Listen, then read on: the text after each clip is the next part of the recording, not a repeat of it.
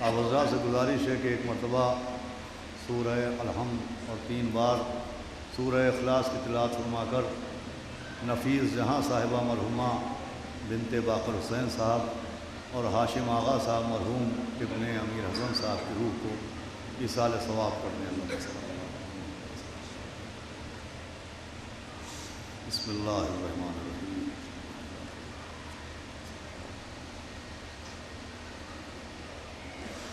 فاتحہ۔ بسم اللہ الرحمن الرحیم۔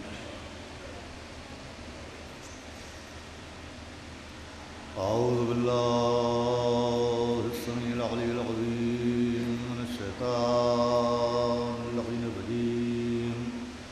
بسم اللہ الرحمن الرحیم۔ الحمد للہ رب العالمین، والصلاة والسلام علی سیدنا و نبینا و شفیعنا و طبیب قلوبنا و مولانا و مقتدانا بالقاسم محمد و آلہ الطیبین الطاہرین المعصومین ولعنۃ اللہ علی اعدائہم اجمعین من یومنا ھذا الی یوم الدین۔ اما بعد فقد قال اللہ سبحانہ تبارک و تعالی فی القرآن المجید والفرقان الحمید۔ بسم اللہ الرحمن الرحیم۔ لا یکلف اللہ نفسا الا وسعها۔ صلوات بھیجو حضرات گرامی، بسلسلہ ایصال ثواب نفیس جہاں صاحبہ مرحومہ اس خمسہ مجلس کی یہ آج آخری مجلس ہے، اور کل دوپہر میں 11 بجے مرحومہ کے دیسے کی مجلس اسی عزا خانے میں منعقد ہوگی۔ ایک صلوات پڑھ دیں محمد والا۔ جناب خطیب العرفان مولانا مرزا محمد اشفاق صاحب قبلہ تشریف لا چکے ہیں، اور بآواز بلند صلوات سے آپ کا استقبال۔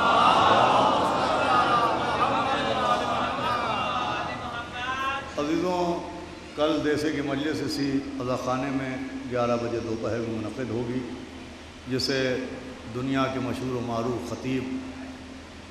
خطیب عالم محمد علی جناب مولانا غضنفر عباس صاحب قبلہ توسی اپنے منفرد انداز میں خطاب فرمائیں گے۔ بے پناہ خطیب ہیں آپ حضرات، ان سے اچھی طرح واقف ہیں، وہ محتاج تعارف نہیں ہیں، لہذا کل دوپہر میں کثیر تعداد میں گزارش ہے کہ آپ ان کی مجلس میں بھی شرکت فرمائیں۔ صلوات بھیجیں محمد والا۔ عزیزوں، بطفیل چہاردہ معصومین علیہ السلام اور خصوصاً بتائید شہزادی اولیاء معصوم عالم حضرت بطول بنت رسول جناب فاطمۃ الزہرا سلام اللہ آپ کی خدمت میں مسلسل دین زحمت ہے یا ضرورت کے عنوان سے جو گفتگو جاری و ساری تھی، اس کا آج آخری مرحلہ ہے۔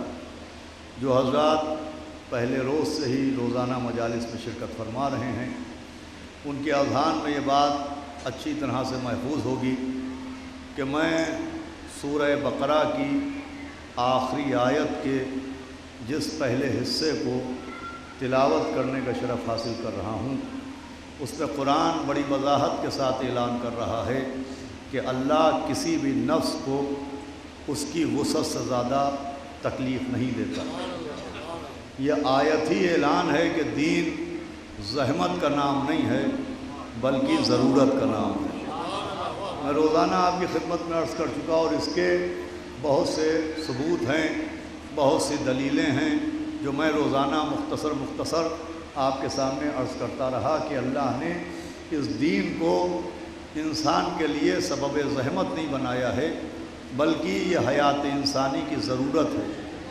جیسے آکسیجن حیات انسانی کی ضرورت ہے، جیسے پانی حیات انسانی کی ضرورت ہے، جیسے غذا حیات انسانی کی ضرورت ہے، جیسے آب و ہوا حیات انسانی کی ضرورت ہے، ویسے ہی دین بھی حیات انسانی کی ضرورت ہے۔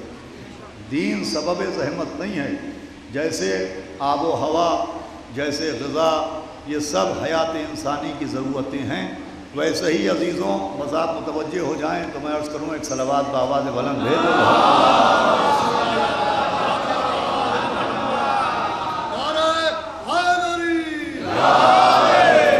ویسے ہی دین بھی حیات انسانی کی ضرورت ہے، اور دین کی ضرورت صرف آخرت کے لیے نہیں ہے۔ دین صرف اس لیے نہیں آیا ہے کہ دین کے ذریعے ہماری آخرت سنور جائے، دین کے ذریعے قبر کا عذاب ٹل جائے، دین کی وجہ سے ہمیں جہنم سے نجات مل جائے، دین کی وجہ سے ہمیں اللہ معاف فرما دے۔ دین کا تعلق بس بہت توجہ سنیے گا، دین صرف و صرف آخرت میں نجات از جہنم کے لیے نہیں آیا، دین صرف آخرت میں حصول جنت کے لیے۔ آئیے مولانا تنویر عباس صاحب قبلہ تشریف لے آئیں، صلوات پڑھ دیں محمد و آل محمد۔ ایک اور بآواز بلند صلوات بھیج دیں محمد و آل محمد۔ عزیزوں چونکہ مجھے باہر بھی جانا ہے، لہذا گفتگو اپنے وقت کے اندر تمام ہونا ہے، لہذا پوری طرح توجہ سنیے گا کہ دین صرف آخرت کے لیے نہیں ہے، بلکہ دین کا دنیا سے بھی گہرا تعلق ہے۔ یہ غلط تصور ہے کہ دین الگ ہے، دنیا الگ ہے، دیدار الگ ہے، دنیا دار الگ ہے۔ جو دیدار ہے وہ دنیا دار نہ ہو، اور جو دنیا دار ہے وہ دیدار نہیں ہو سکتا۔ عزیزوں یہ تصور غلط ہے کہ دین کا دنیا سے کوئی تعلق نہیں ہے۔ بھائی دین دنیا کے لیے بھی ہے اور دین آخرت کے لیے بھی ہے۔ اگر دین کا دنیا سے کوئی تعلق نہ ہوتا تو آیتوں میں، زیارتوں میں، دعاؤں میں فی الآخرہ کا لفظ ہوتا، پھر دنیا کا لفظ نہ ہوتا۔ ایک صلوات بھیجے محمد و آل محمد۔ بہرحال میرے لیے بڑی خوش نصیبی کی بات ہے، روزانہ ہی علماء کرام تشریف فرما رہے ہیں یہاں۔ حوصلہ افزائی کے لیے آج خطیب العرفان علی جناب مولانا مرزا محمد اشفاق صاحب قبلہ تشریف فرما ہیں، جو ہمارے استاد بھی ہیں، جن سے ہم نے سیکھا ہے، اس منبر کے آداب سیکھے ہیں، گفتگو کا سلیقہ سیکھا ہے۔ ایک صلوات اور پڑھ دیں محمد و آل محمد۔ عزیزان گرامی، اگر دین کا تعلق صرف آخرت سے ہوتا تو دعاؤں میں فی الآخرہ آتا، لیکن صرف فی الآخرہ نہیں آتا ہے۔ بھائی روزانہ زیارت کے لیے لوگ مشتاق ہوتے ہیں، اشتیاق زیارت ہوتا ہے۔ ہم جب زیارت کی دعا مانگتے ہیں تو دعا کرتے ہیں بسم اللہ الرحمن الرحیم، اللہم ارزقنا زیارت الحسین فی الدنیا و شفاعت الحسین فی الآخرہ۔ صلوات بھیجے محمد و آل محمد۔ کہ اے اللہ ہمیں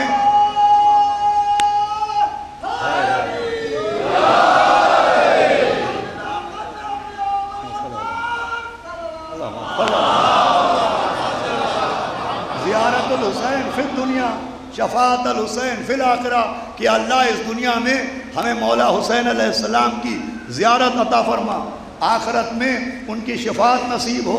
پھر زیارت عاشورہ میں ایک فقرہ آتا ہے، اللہم اجعلنی عندک وجیہا بالحسین علیہ السلام فی الدنیا والآخرہ۔ صلوات بھیجے محمد و آل محمد۔ کہ اے اللہ ہمیں وجی بنا، ہمیں عزت دار بنا، ہمیں صاحب وجاہت بنا، مولا حسین کے صدقے میں فی الدنیا والآخرہ، اس دنیا میں بھی آخرت میں بھی۔ زیارت عاشورہ کا فقرہ ہے، اللہم اجعلنی عندک وجیہا بالحسین علیہ السلام فی الدنیا والآخرہ، کہ اللہ ہمیں وجی بنا، عزت دار بنا، اس دنیا میں بھی آخرت میں بھی۔ اس کا مطلب دین صرف آخرت میں جنت کا حقدار بنانے کے لیے نہیں آیا ہے، دنیا میں عزت دار بنانے کے لیے بھی آیا ہے۔ صلوات بھیجے محمد و آل محمد۔ صرف جنت کا حقدار بنانے کے لیے نہیں ہے، اس دنیا میں عزت دار بھی۔ اب دیکھیں عزت کے اسباب ہوتے ہیں، عزت کی وجوہات ہوتی ہیں۔ دنیا میں لوگ عزت کرتے ہیں، کسی کی دولت کی وجہ سے عزت، کسی کی شہرت کی وجہ سے عزت، کسی کی حکومت کی وجہ سے عزت، مگر سبب عزت جو ہونا چاہیے وہ زیارت بتا رہی ہے کہ دولت کی وجہ سے عزت اور ہے، مولا حسین کی وجہ سے عزت اور ہے۔ بھائی دعا مانگی جا رہی ہے، یہ نہیں کہا جا رہا ہے اللہ ہمیں عزت دار بنا، دولت کے ذریعے ہمیں عزت دے، حکومت کے ذریعے ہمیں عزت دے، شہرت کے ذریعے ہمیں عزت دے، زمین و جائیداد کے ذریعے ہمیں عزت دے، باغ و باغات کے ذریعے نہیں۔ اللہم اجعلنی عندک وجیہا بالحسین، تو فرمائیے گا اے اللہ ہمیں مولا حسین کے صدقے میں عزت دے، ان کے ذریعے عزت دے، اس لیے کہ وہ عزت جو مولا حسین کے صدقے میں ملتی ہے وہ اور ہے، جو دولت کی وجہ سے عزت ملے وہ اور ہے، جو حکومت کی وجہ سے عزت ملے توجہ رکھیے گا وہ اور ہے، جو مال و منان کی وجہ سے عزت ملے وہ اور ہے، جو مولا حسین کی وجہ سے عزت ملے وہ اور ہے۔ بھائی دولت کی وجہ سے عزت ملی تو جب تک دولت رہی عزت رہی، ادھر دولت گئی ادھر عزت گئی۔ حکومت کی وجہ سے جو عزت ملی تو جب تک حکومت رہی عزت رہی، حکومت گئی عزت گئی۔ جو باغ و باغات کی وجہ سے عزت ملی جب تک باغ و باغات رہے، زمین و جائیداد رہی عزت رہی، ادھر جائیداد گئی ادھر زمین گئی ادھر عزت گئی، مگر وہ عزت جو مولا حسین کی وجہ سے ملے وہ ہمیشہ کے لیے ملتی ہے، وہ کبھی جاتی نہیں ہے۔ یقین نہ آئے تو دیکھ لیجئے فطرس کو عزت ملی بسبب حسین،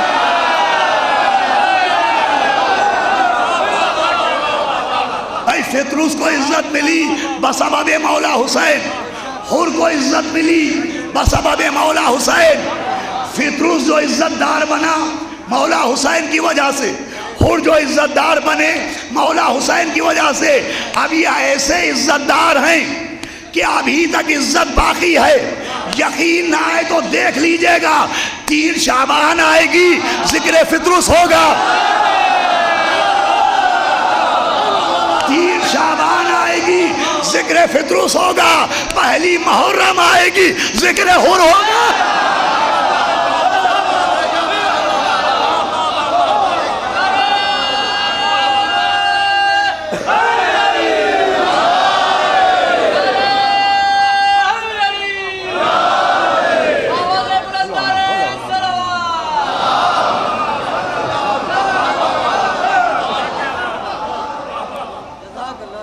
مولا حسین کے ذکر سے، مولا حسین کی وجہ سے فطرس کو عزت ملی۔ 3 شعبان کی دعا میں ذکر فطرس موجود۔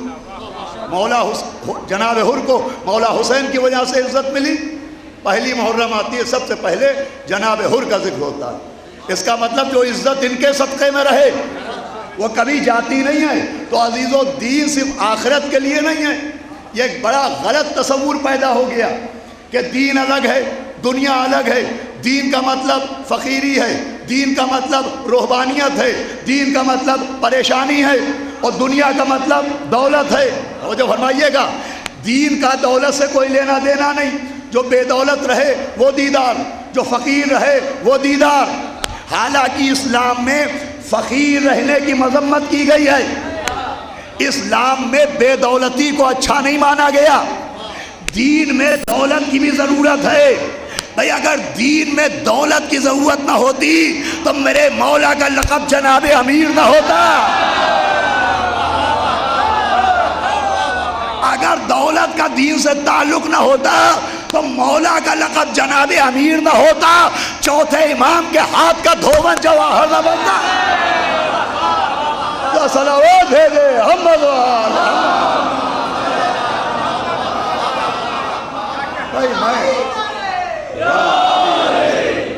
صلوات بھی بآواز بلند پڑھ دے محمد۔ اب اس بات کو بڑے غور سے سنیے گا کہ فقیر ہونا کوئی قابل تعریف بات نہیں ہے۔ دیکھیے غریب اور ہے، فقیر اور ہے. ہو سکتا ہے کوئی کہے یہ کیا پڑھ رہے ہو تم؟ ارے 8ویں امام کا لقب ہے غریب الغربا. حجی غریب اور ہے، فقیر اور ہے. جو بے وطن ہو اسے غریب کہتے ہیں، جو دوسروں کا محتاج ہو اسے فقیر کہتے ہیں. صلوات بھیجے محمد و آل محمد. یہاں جو 8ویں امام کو غریب الغربا کہا جاتا ہے تو وہ بے وطن. غریب کا مطلب ہوتا ہے جو اپنے وطن سے دور ہو. یہ بات واضح ہو جانا چاہیے پہلے، تاکہ کوئی یہ نہ کہے کہ صاحب وہاں آپ غریبوں کی مذمت کر رہے ہیں اور 8ویں امام. میں غربت کی بات نہیں کر رہا ہوں، میں فقر و فاقہ کی بات کر رہا ہوں. بہت توجہ سنیے گا. فقیری اچھی بات نہیں ہے. یقین نہ آئے تو نہج البلاغہ اٹھا کے دیکھ لیجئے. مولا علی نے فرمایا الفقر موت الاکبر. نہج البلاغہ کا قول سنایا میں نے. الفقر موت الاکبر. فقیری سب سے بڑی موت ہے.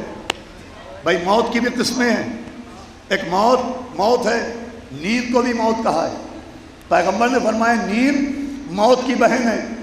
یہ نیند بھی موت ہوتی ہے، موت بھی موت ہوتی ہے. آپ موت کو پرماننٹ نیند سمجھیے اور نیند کو ٹیمپریری موت سمجھیے. اللہ صلوات بہت بلند بھیجو. بھئی اگر آپ سننا چاہتے ہو تو میں سنانا شروع کروں کہ موت الموت فقر الاکبر، الفقر موت الاکبر. فرمایا فقر فقیری سب سے بڑی موت ہے. فقیر بھی مردہ ہی ہوتا ہے. اگر یقین نہ آئے تو دیکھ لیجئے مردہ بھی دوسروں کا محتاج، فقیر بھی دوسروں کا محتاج. اسے بھی کوئی کھلائے تو کھائے، کوئی پہنائے تو پہنے. مردہ بھی کوئی نہ ہلائے تو نہ ہلایا جائے، کوئی کاندھے پر اٹھائے تو اٹھایا جائے. بھائی فقیر بھی ایک طرح کا مردہ ہے. مردے اور فقیروں میں زیادہ فرق نہیں ہوتا. فقیر پر بھی کوئی امیر ترس کھائے تو حالات سنور جائیں. مردے کی قبر میں بھی جناب امیر آئے تو قانون بدل جائے.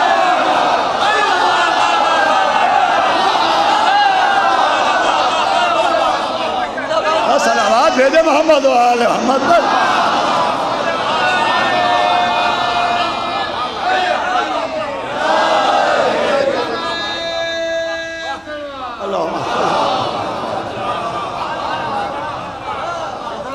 فقیری کوئی اچھی بات نہیں ہے. مولا کائنات نے فرمایا الفقر موت الاکبر. سب سے بڑی موت فقیری ہے. فقر و فاقہ یہ بھی ایک موت ہے. وہ بھی محتاج، یہ بھی محتاج. عزیزو یہ کانسیپٹ ہی غلط ہے. یہ کانسیپٹ ہی غلط ہے کہ دین میں دولت نہیں ہے. بھائی دین نے دولت کمانے کو منع نہیں کیا، غلط طریقے سے کمانے کو منع کیا. جو قانون نماز کا ہے، جو قانون روزے کا ہے، جو قانون حج کا ہے، جو قانون زکوٰۃ کا ہے، وہی دولت کا ہے. جیسے نماز کا قانون پڑھو مگر صحیح طریقے سے، روزہ رکھو صحیح طریقے سے، حج کرو صحیح طریقے سے، ویسے ہی دولت مند بنو صحیح طریقے سے. ارے محنت کر کے بنو، لوٹ کے نہ بنو. صلوات بھیجے محمد و آل محمد.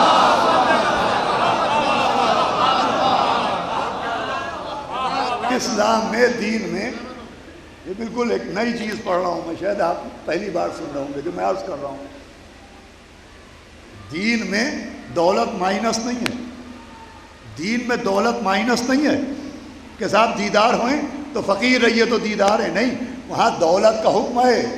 اجی اگر دین میں دولت کمانا حرام ہوتا، اب آخری آدمی تک یہ جملہ چاہے جیسے سنیے گا، اگر دین میں دولت کا حکم نہ ہوتا تو فروع دین میں حکم حج نہ ہوتا، حکم زکوٰۃ نہ ہوتا، حکم خمس نہ ہوتا. ارے کس آسانی سے سنا آپ نے.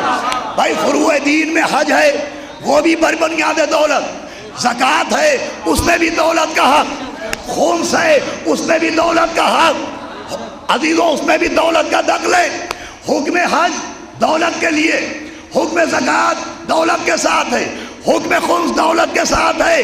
اسلام میں دولت مائنس نہیں ہے.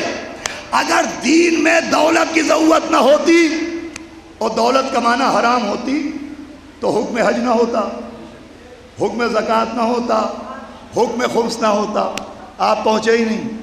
آپ نے غور کیا کہ یہ حج کا حکم کیا کہہ رہا ہے، یہ زکوٰۃ کا حکم کیا کہہ رہا ہے، یہ خمس کا حکم کیا کہہ رہا ہے؟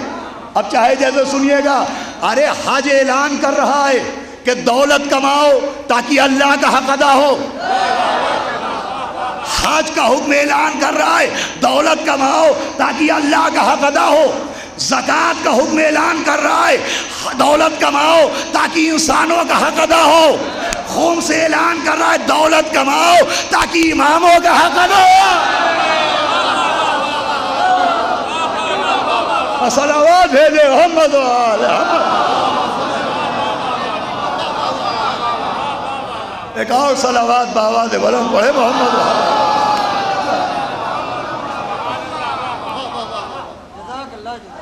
یہ بالکل غلط تصور ہے کہ صاحب جو دولت مند ہوگا وہ دیدار نہیں ہوگا، اور جو دیدار ہوگا وہ دولت مند نہیں ہوگا۔ صاحب یہ تو بڑی نئی تقریر کر دی۔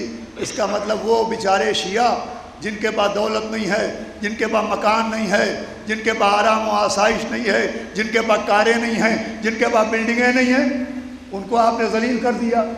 وہ شیعہ جن کے پاس دولت نہیں، ان کا کیا ہوگا؟ اجی جس کے پاس جو بے دولت ہو وہ شیعہ ہی نہیں ہوتا۔ شیعوں سے زیادہ صاحب مال کون ہوتا ہے؟ چھٹے امام امام جعفر صادق علیہ السلام۔ تشریف فرمائے، ایک چاہنے والا شکوے کر رہا ہے، شکایتیں کر رہا ہے، پریشانیاں سنا رہا ہے کہ آقا میں بہت فقیر ہوں، فقر و فاقہ ہے۔ امام مسکرا رہے ہیں کہ کیا کہہ رہا ہے تو؟ کہ آقا میں فقیر ہوں۔ کہ اچھا یہ بتا کہ اگر دشمن تجھ سے یہ کہے، ہمارا دشمن یہ کہے کہ یہ حکومت لے لو، وہ آل محمد کی محبت دے دو، تو کیا تو محبت اہل بیت چھوڑ کے حکومت لے لے گا؟ کہ آقا یہ نہیں ہو سکتا، اگر تجھ سے بڑا امیر کون ہوگا؟ تجھ سے بڑا صاحب دولت کون ہوگا؟ دیجئے دولت کا مفہوم بھی سمجھایا کہ دینار و درہم دولت نہیں ہے، باغ و باغات کا نام دولت نہیں ہے، مال و منان کا نام دولت نہیں ہے، اصل دولت ہے محبت اہل بیت۔ ارے محب اہل بیت سے بڑا امیر کون ہے جس کا ایک آنسو جنت خرید لیتا ہو؟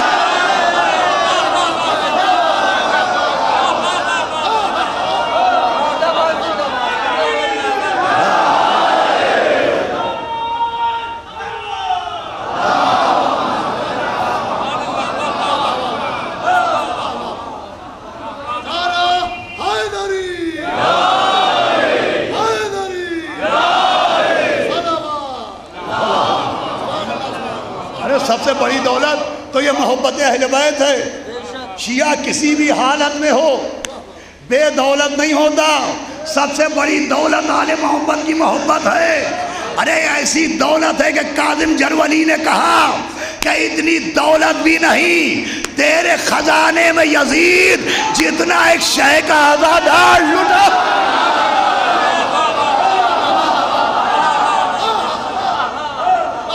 صلوات پڑھ دے محمد و آل محمد۔ آئیے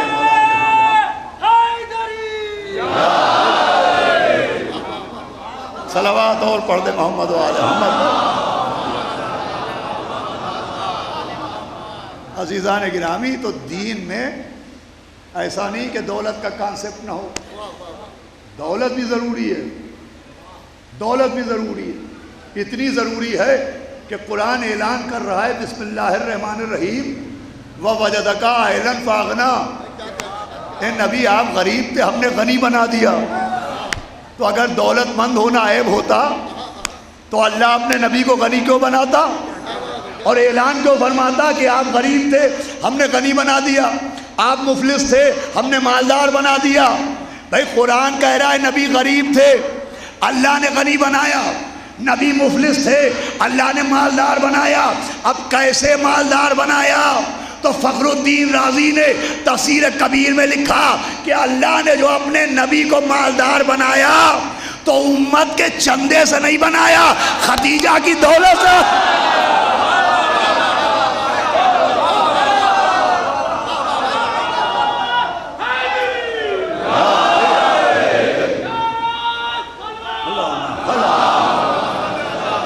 اور امت کے چندے سے نہیں بنایا۔ تو اگر دولت مند ہونا عیب ہوتا تو اللہ اپنے نبی کو غنی نہ بناتا۔ اس لیے کہ لوگ اعتراض کرتے تھے یہ غریب ہیں، یہ پیسہ نہیں ہے، ان کے پاس دولت نہیں ہے، ان کے پاس مال و منان نہیں ہے۔ دو اعتراض ہوتے تھے نبی پر، ایک یہ کہ ان کے پاس مال و منان نہیں، پھر ایک اعتراض ہوا ان کے کوئی آل و اولاد نہیں۔ دو گستاخیاں شان پیغمبر میں ہوئیں۔ کچھ لوگوں نے کہا ان کے پاس دولت نہیں ہے، ان کے پاس مال و منان نہیں ہے، کچھ نے کہا ان کے کوئی آل و اولاد نہیں ہے۔ اب نبی کی شان میں گستاخی ہو وہ اللہ چپ رہ جائے؟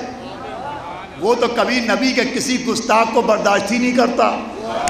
کبھی گستاخ نبی کو آسمان سے نکالتا ہے، کبھی نبی کے مکان سے نکالتا ہے۔ توجہ فرمائیں گے آپ؟ صلوات کا سہارا تو دینے محمد و آل محمد پر۔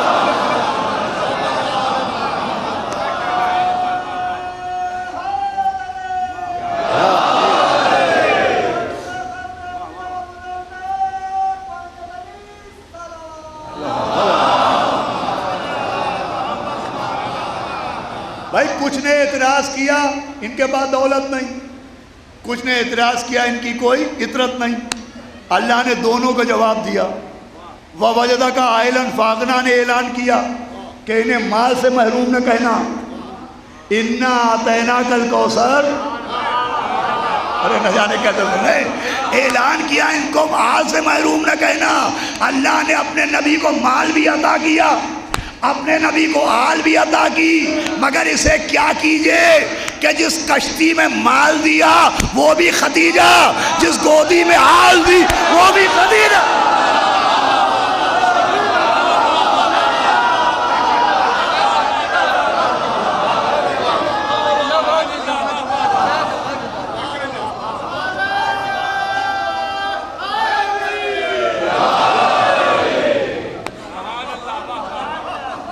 اور فرمایا آپ نے تو اگر مال و دولت دین میں اس کمانے کا حکم نہ ہوتا تو اللہ اپنے نبی کو غنی کیوں بناتا؟ بھائی شیعوں کے پاس سب سے بڑی دولت ہے، وہ ہے محبت اہل بیت کی دولت۔ شیعوں اور فقیروں میں ایک فرق ہے، شیعوں اور فقیروں میں ایک فرق ہے۔ شیعہ اہل بیت سے مانگتے ہیں، فقیر اہل بیت کے نام پہ مانگتے ہیں۔ صلوات بھیجو محمد و آل محمد۔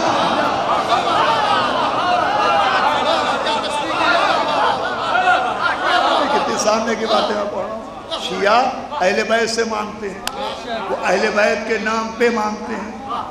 کسی ملک کے شیعہ ہوں، کسی محلے کے شیعہ ہوں، کسی شہر کے شیعہ ہوں، وہ اہل بیت سے مانگیں گے۔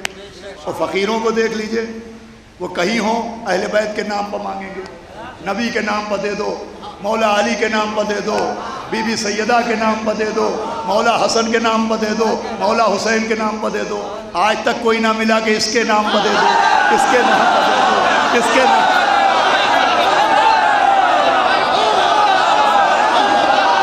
جب مانگا نبی کے نام پر، مولا علی کے نام پر، بی بی سیدہ کے نام پر، مولا حسن کے نام پر، مولا حسین کے نام پر، میں نے کہا کسی اور کے نام پر کیوں نہیں مانگتا؟ تو فقیر نے کہا ہم فقیر ہیں مگر اتنا جانتے ہیں بھیک بھکاریوں کے نام پر نہیں ملتی ہے۔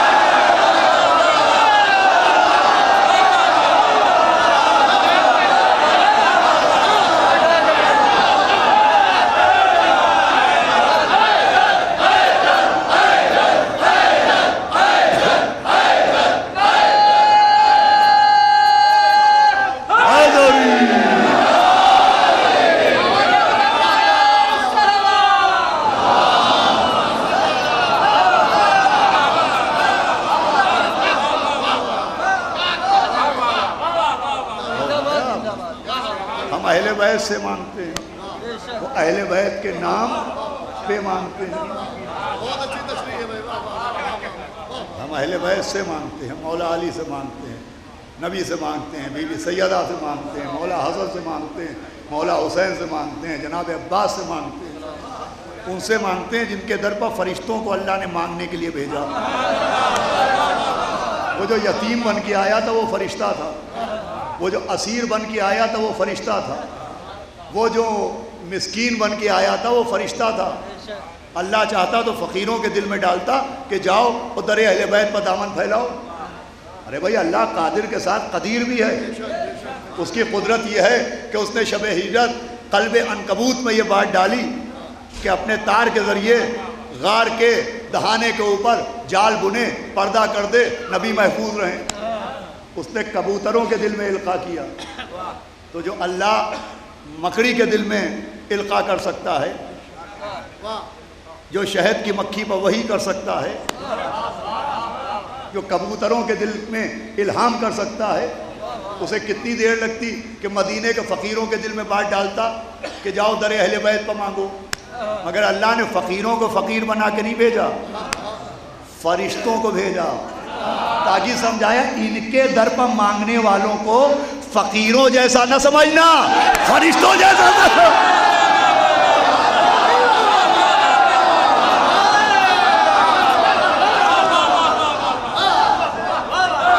صلوات پڑھ لے محمد وآل محمد۔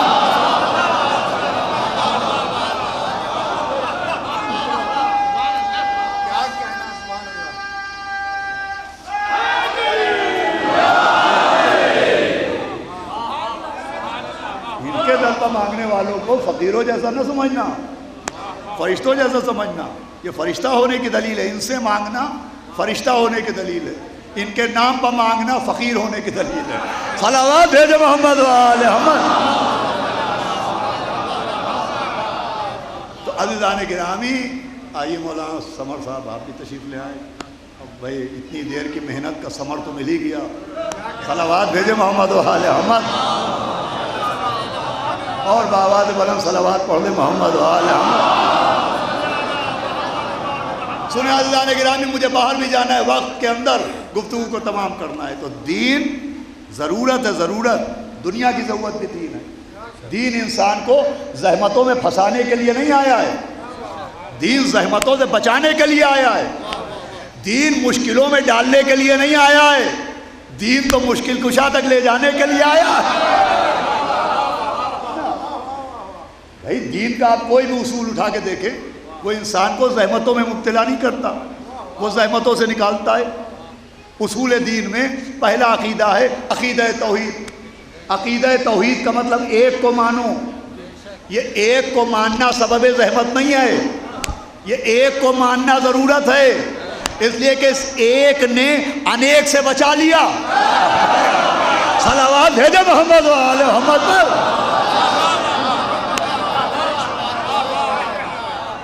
بھائی اس ایک کو ماننے سے آدمی زحمت میں نہیں پھنستا ہے، نہ جانے کتنوں کو ماننے سے بچ جاتا ہے، نہ جانے کتنوں کو ماننے کی زحمت سے بچ جاتا ہے۔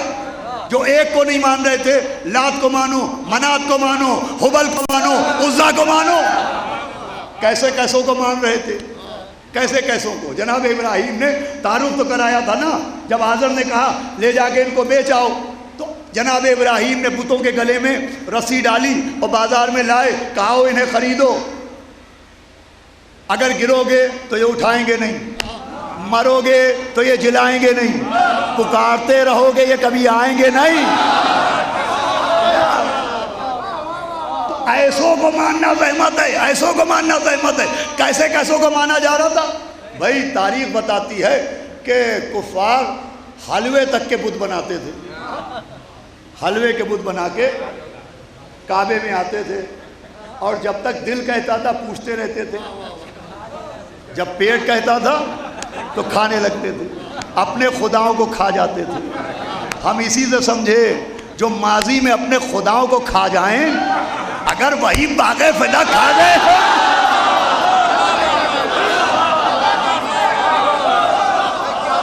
صلوات بھیجے محمد وآل محمد۔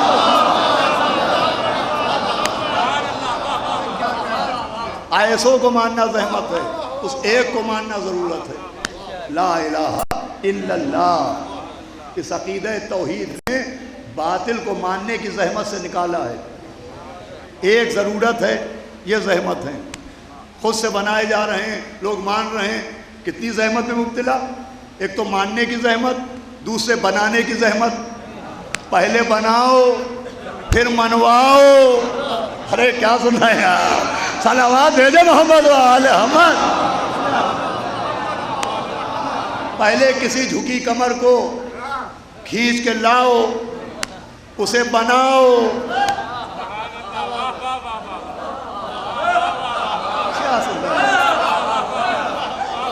صلوات بھیجے محمد و آل محمد پر.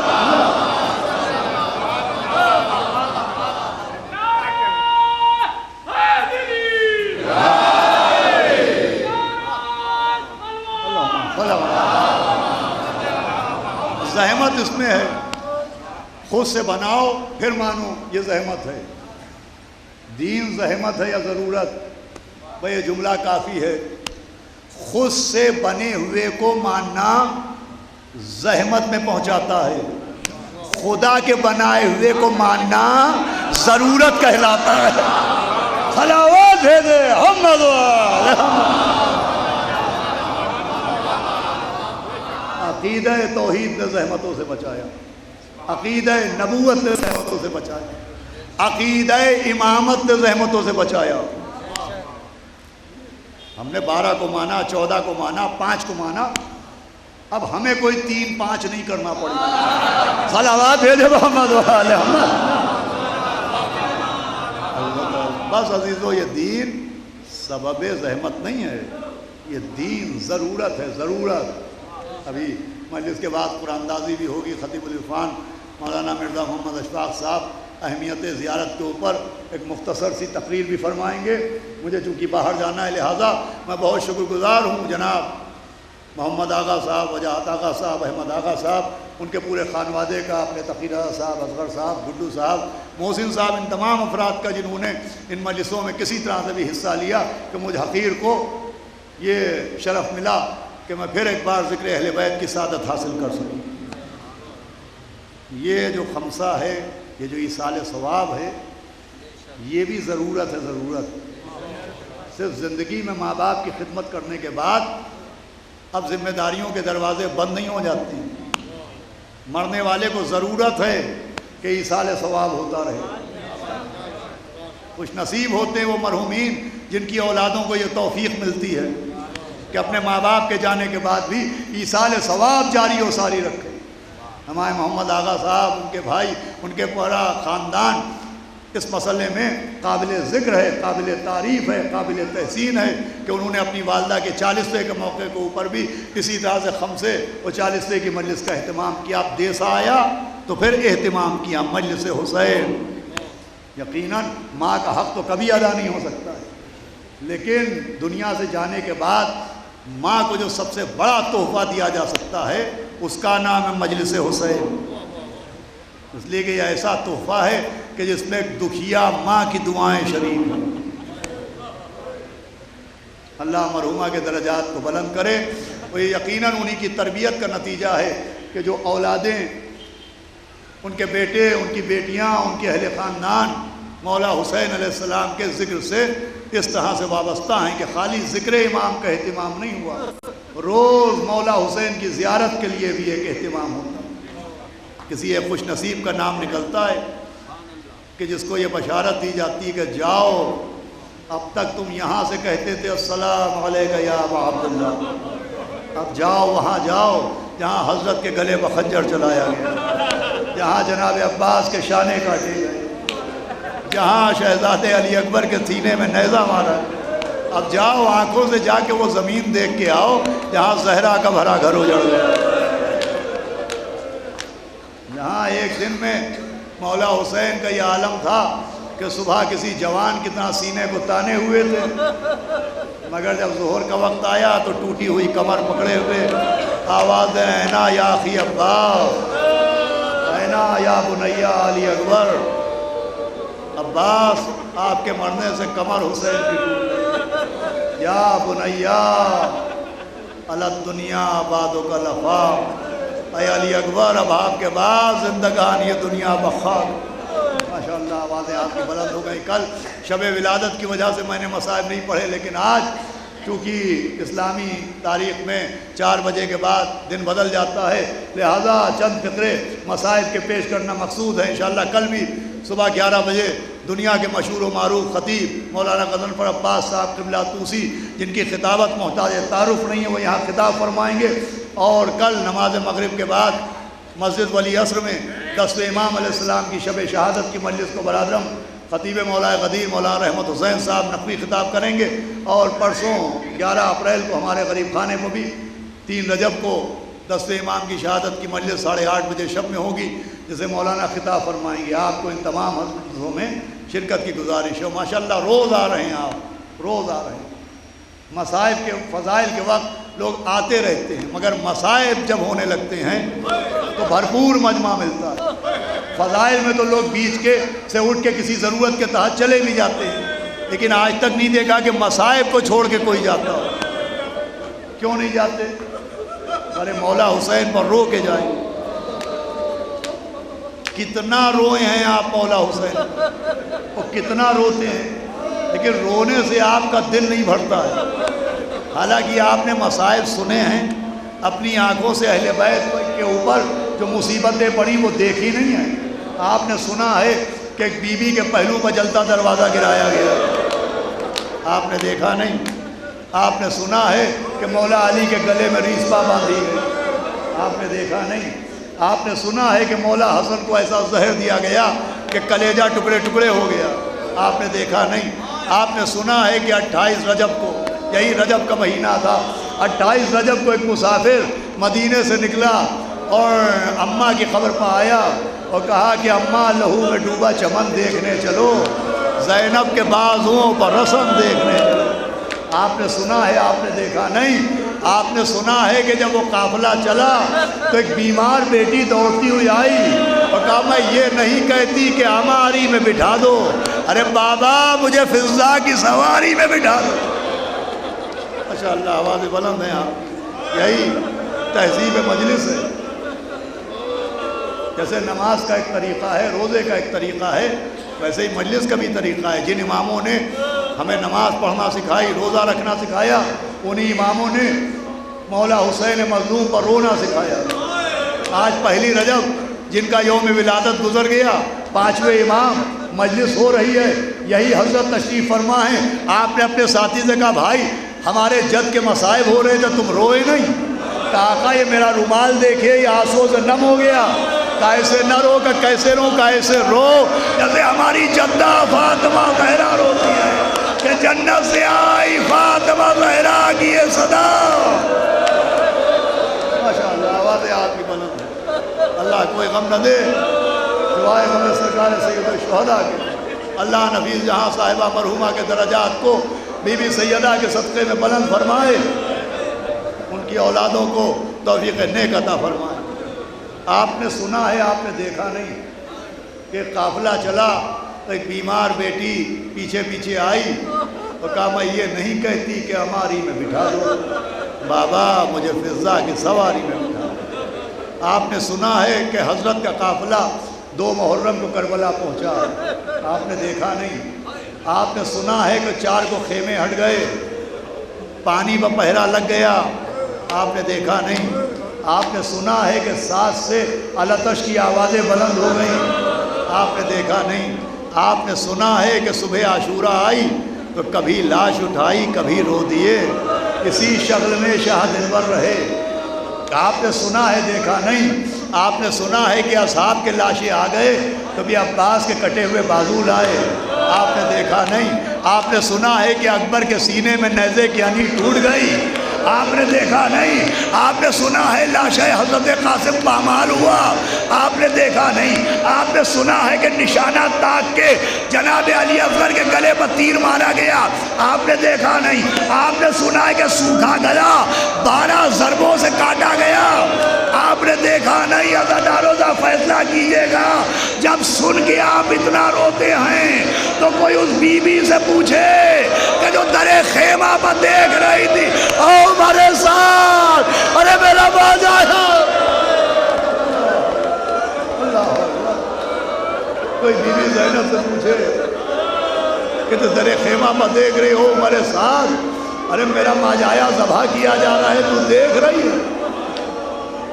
سوچئے کہ جس نے ابھی تھوڑی دیر پہلے اپنے بھائی کو گھوڑے پر سوار کیا تھا، تو حسین جب کہ چلے بعد دوپہر رات کو، نہ تھا کوئی جو سنبھالے لجا میں تو سب کو، سکینہ جھاڑ رہی تھی ابا کے دامن کو، حسین چپ کے کھڑے تھے جھکائے گردن کو، نہ آسرا تھا کوئی شاہ کربلائی کو، فقط بہن نے کیا تھا سوار بھائی، وہ بی بی جس نے اپنے بھیا کو گھوڑے پر سوار کیا۔ دمت الثاقبہ کی یہ روایت سن لیں اور مجلس تمام ہو جائے۔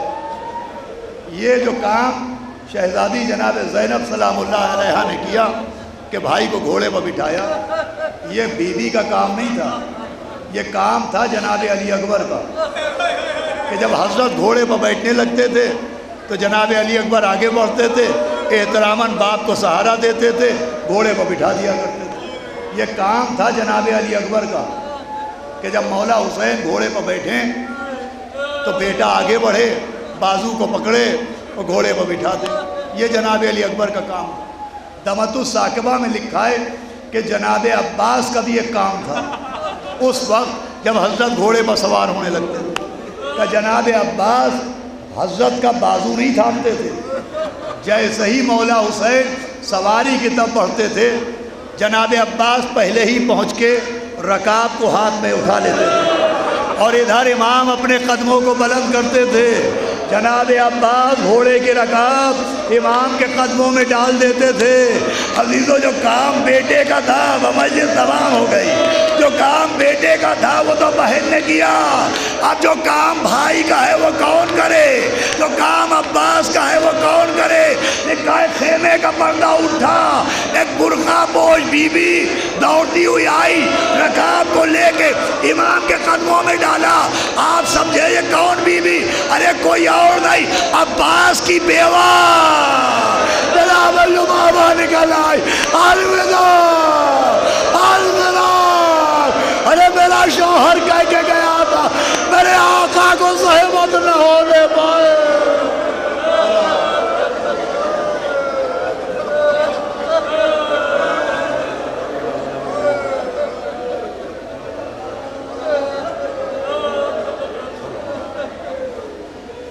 حضرات ایک مرہ پھر سے سورہ الحمد اور سورہ اخلاص کی تلاوت فرما کر نفیسہ جہاں صاحبہ مرحومہ بنت باقر حسین صاحب اور ہاشم آغا صاحب مرحوم ابن امیر حسن صاحب کی روح کو اصال ثواب کر دیں۔